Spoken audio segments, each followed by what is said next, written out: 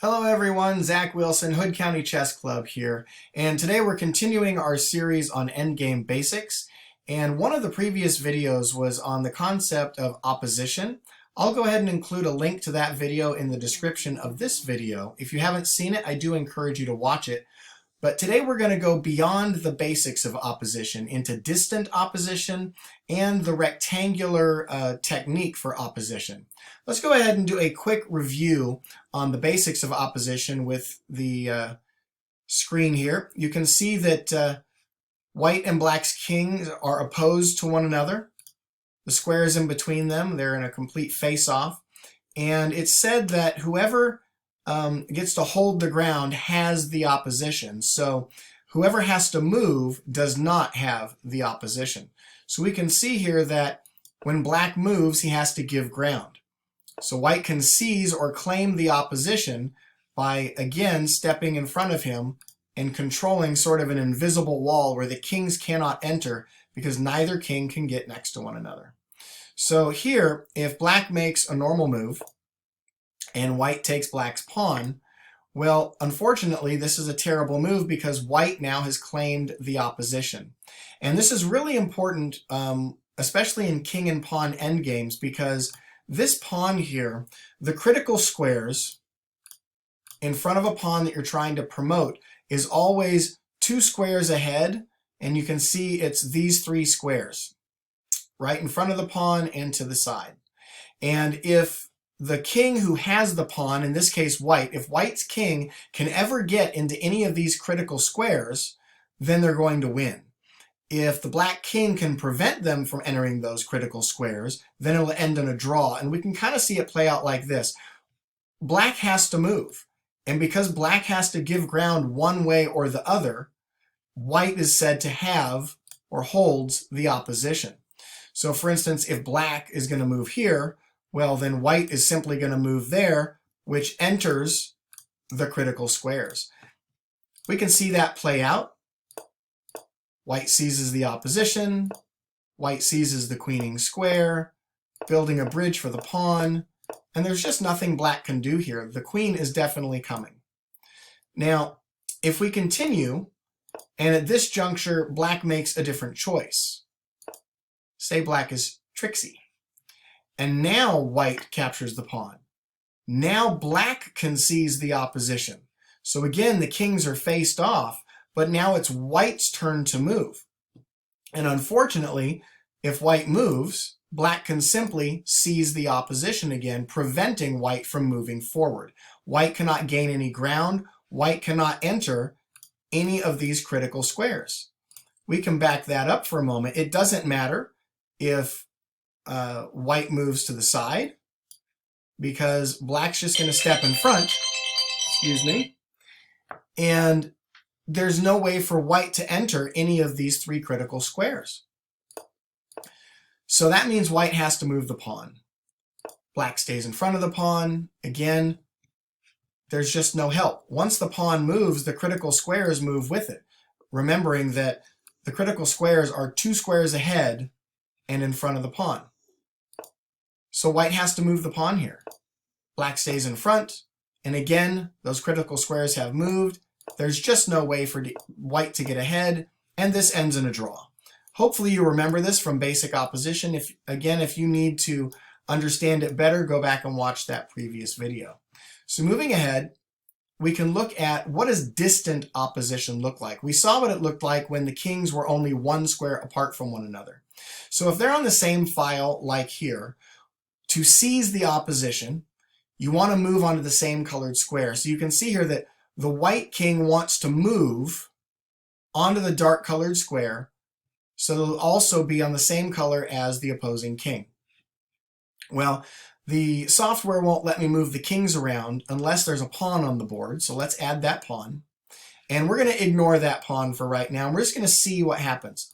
White claims the opposition. Black makes a move.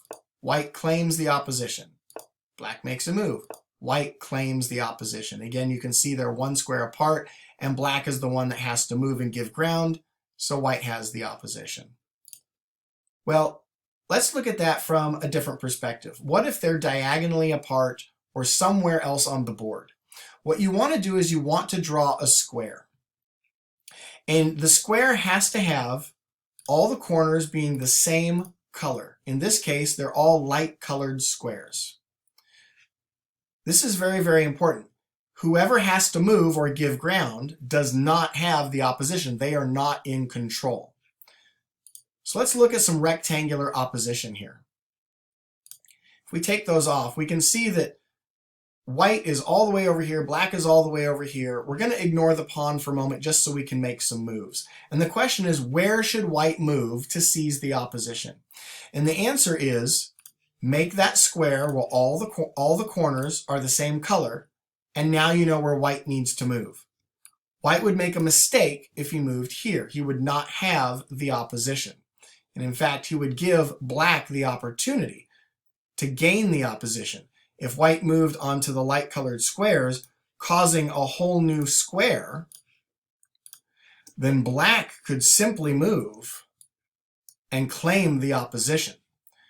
We don't want that to occur. So white simply claims the opposition because you can see that now they're on the same colored squares. Black makes a move, and we see that the square changes. White seizes the opposition.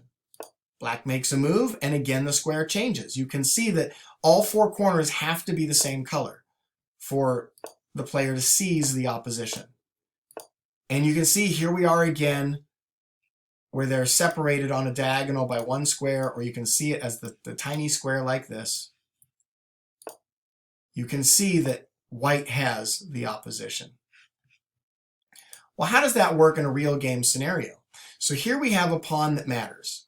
And black is trying to queen his pawn, and white is trying to stop it. And the question is, where should white move to? The natural looking move, white wants to approach the pawn. Or should the white king move to the side? It's all about claiming the opposition. Let's take a look at what would happen if white made a mistake. What if white moves towards the pawn, which seems like a natural move? The problem is you have to remember that these are the critical squares. They are two squares in front of the pawn, directly in front and to the side. If black's king can ever enter those squares, he's going to win. White has to work hard using opposition to prevent that from happening.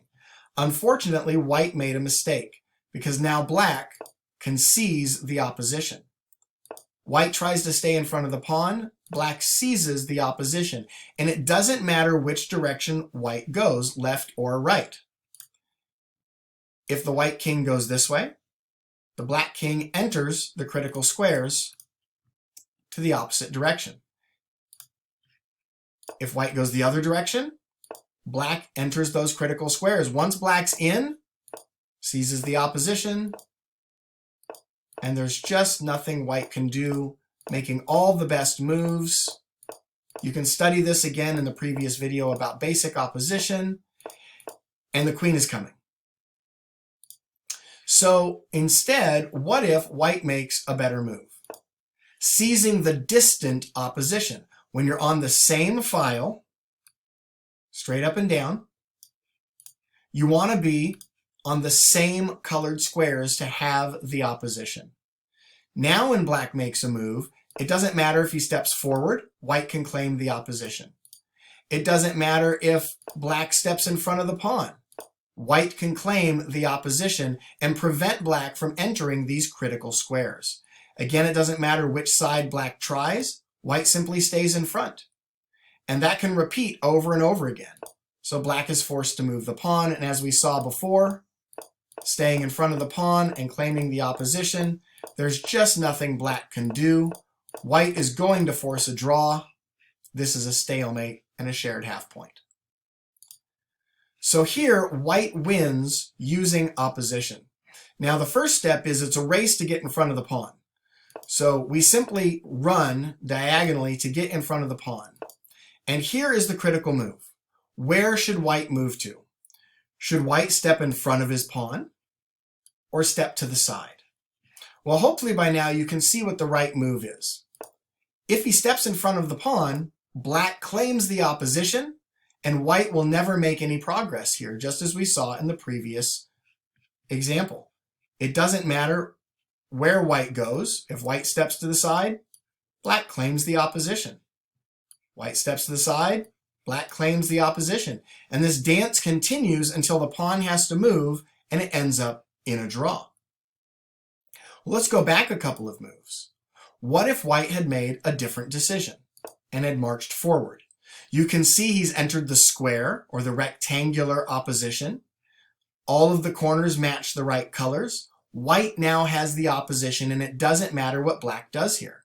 If black steps in front of the pawn, white claims the opposition, and again, we're going to win because it's all about entering these critical squares.